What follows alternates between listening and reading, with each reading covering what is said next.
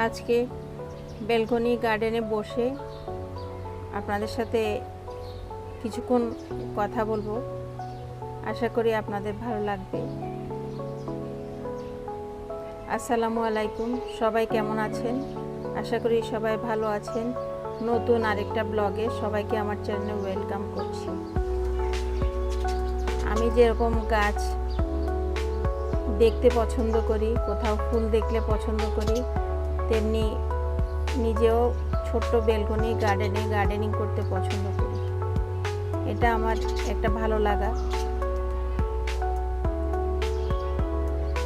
আবার আমার আশেপাশে কেউ গাছ লাগালে এটা তো আমার কাছে অনেক বেশি ভালো লাগে। এই যে অ্যালোভেরা গাছ দেখছেন, এটা একদম ছোট্ট একটা গাছ ছিল। আমি এমন জায়গায় বসেছি, দেখেন আপনারা হয়তো চড়ুই পাখির ডাক শুনতে পাচ্ছেন। আমার ব্যালকনি গার্ডেনের গ্রিলে, বারান্দার গ্রিলে সবসময় চড়ুই পাখি এসে বসে। আজকে আমার বয়সের সাথে সাথে চড়ুই পাখিও কিচিরমিচির করে ডাক দিচ্ছে। হয়তো আপনাদের কাছে এই পাখির ডাকটা ভালো লাগবে, কারণ আমরা শহরে আসলে এই যান্ত্রিক শহরে দালান কোঠার ভিড়ে আমরা কিন্তু পাখির আওয়াজ খুব কমই শুনতে পাই।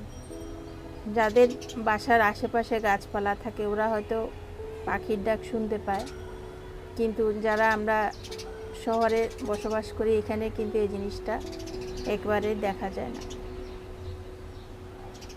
আজকের আমার রান্নার ডেলিভারি পেজের কিছু ডেলিভারি ফুটেজ আপনাদের সাথে শেয়ার করব।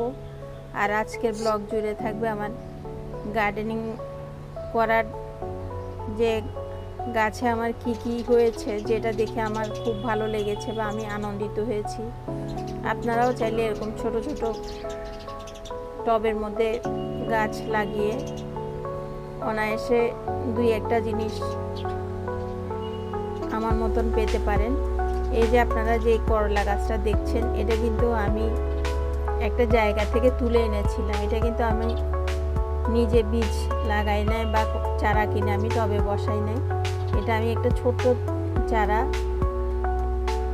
1.5 ইঞ্চি 2 ইঞ্চির মতো হবে একটা ছোট চারা, এমনিতেই হাঁটার সময় খুঁজে পেয়ে আমি এটা এনে টবে লাগিয়ে দিয়েছি। এটা বেশ বড় হয়ে সুন্দর হয়ে আপনারা হয়তো দেখতে পাচ্ছেন এটা কিভাবে ছড়িয়ে গিয়েছে। এবার এখানে তো মাচা দেওয়ার কোনো আসলে ব্যবস্থা নাই। এটা হচ্ছে যে এসির পাইপ, এটার সাথে বেয়ে গেছে। আপনারা হয়তো দেখতে পাচ্ছেন ছোট ছোট অনেক করলা বের হয়েছে। তাহলে আমার সাথে ব্লগটা এনজয় করতে থাকে। আমার পাশের বিল্ডিংয়ের ছাদের উপর ওরা বেশ কিছু গাছ এনে রেখেছে, দেখে আমার অনেক ভালো লাগছে। আমি সবসময় মনে মনে ভাবতাম এত সুন্দর একটা খোলামেলা ছাদ পড়ে আছে, ওরা গাছ লাগায় না কেন। এই যে দেখেন, আমি কুড়িয়ে আনা আমার করলা গাছ, এটা করলা না, এটা মনে হয় উচ্ছে হবে, ছোট জাতের।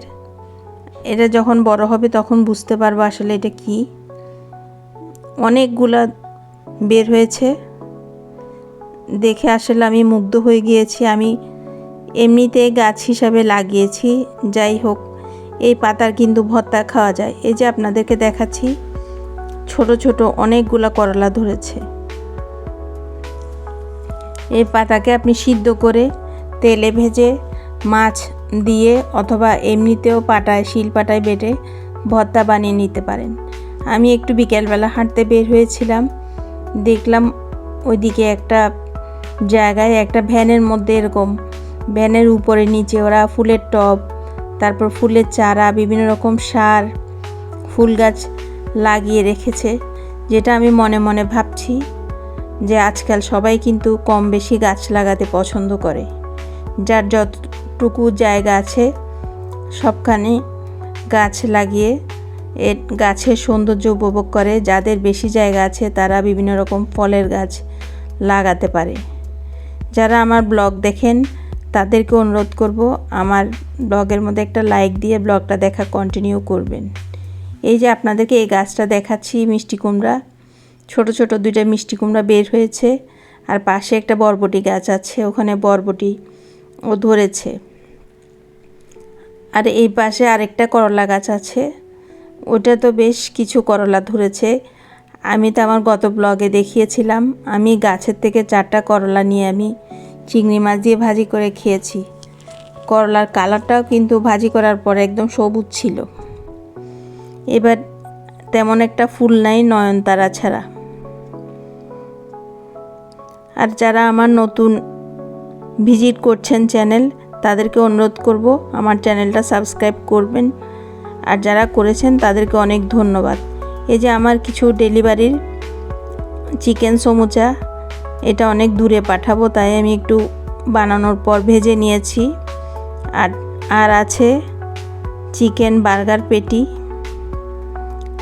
যারা চিটাং শহরে থাকেন তারা চাইলে আমার জাহাজ কিচেন পেজে অর্ডার দিয়ে এই সার্ভিসটা নিতে পারেন। আপনারা চাইলে প্রত্যেকেই আপনার গাছ লাগাতে পারেন, গাছ লাগিয়ে সৌন্দর্য উপভোগ করতে পারেন। এইটা আমার গাছ। আবার দেখা হবে নেক্সট ব্লগে। সে পর্যন্ত সবাই ভালো থাকবেন। আল্লাহ হাফেজ।